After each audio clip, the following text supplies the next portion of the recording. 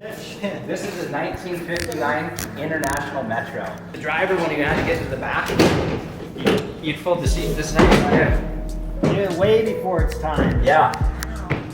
Coming in. Yep. Come on in. Lots of room for everyone. So we're working on converting this into a mobile wine trailer. So we took the motor out a couple days ago. We ended up having to drop it down to the bottom. Patrick picked it up with the forklift.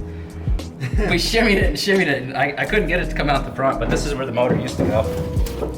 But now it's going to be a really nice beverage cooler for our sparkling wine. Just put an insulated box in there, have wine bottle storage up here, make a bar back there. So we cut the window out of it. It's one of the first things we did, so we could fold it open so that we can make a back bar, and then we can serve out of here. We're going to have to hire some short ladies to work here, but it'll be all right.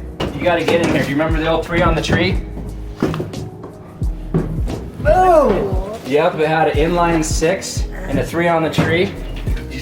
Yep, there you go. Hammer down. Beep, beep. There it is. You gotta get a horn though.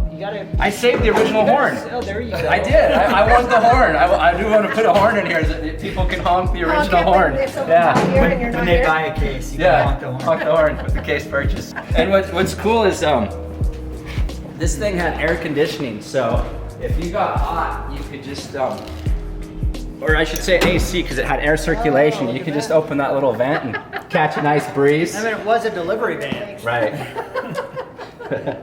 That's awesome.